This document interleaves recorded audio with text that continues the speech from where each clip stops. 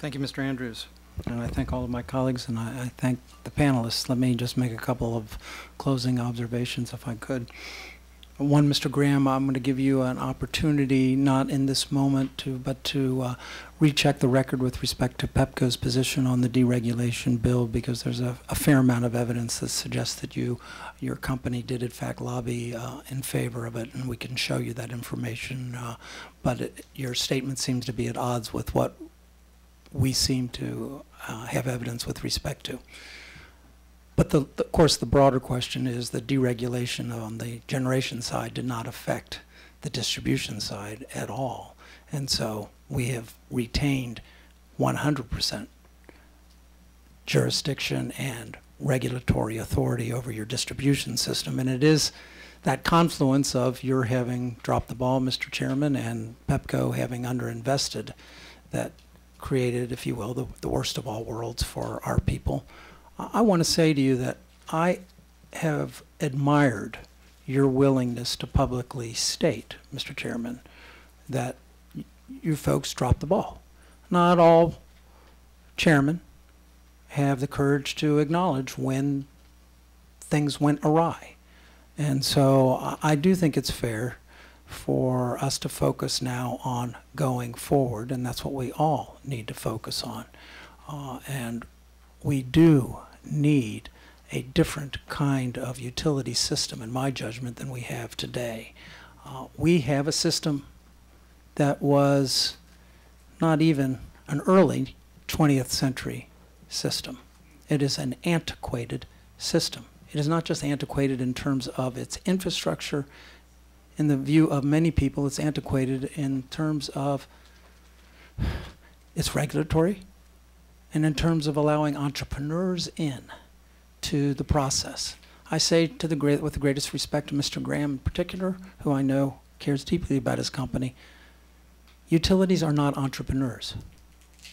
That's not why you go into the utility business. We need more entrepreneurial spirit in our utility world today, Mr. Chairman, in my judgment. And we need to find ways in which that can be interjected. In an era of smartphones, we cannot have a system that is so not smart. And we shouldn't have one. One of the things that people talk about and send us emails is that in Germany they expect outages for 2.5 minutes a year. In Europe, if power is out for a day, governments fall.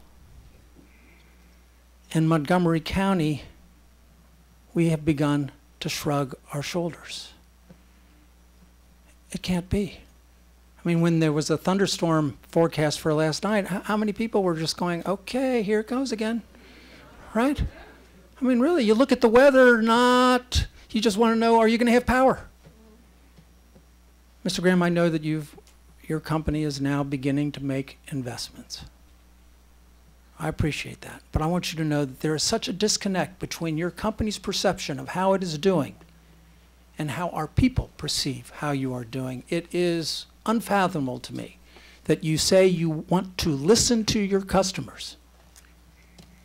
If you want to listen to your customers, read these emails, because they are fairly explicit as to your failings. And you need to know that people have totally lost confidence in your capacity, which is why the public power conversation continues. And Mr. Chairman, we really need you to restore confidence in this critical agency. You made the observation that we've got a rate case that you will decide tomorrow. And you had promised this community that Pepco would not recover the dollars associated with its imprudence. And I promise you this community will be looking at that order very carefully. And I hope that going forward, you and our state legislature can assist us in developing a utility system for the 21st century, one that will provide highly reliable power, clean power, energy efficient power. Those are the three things that we need today out of our utility system. And with the greatest respect, we don't have reliable power, and we don't have We don't have energy efficient power. And we have clean power to the extent to which our government has said you must have clean power. And so I call upon all of you, and to the extent to which we can be of assistance, we need to make this work. This is not okay. That you have crowded out traffic as the #1 quality of life issue in Montgomery County is not a good thing.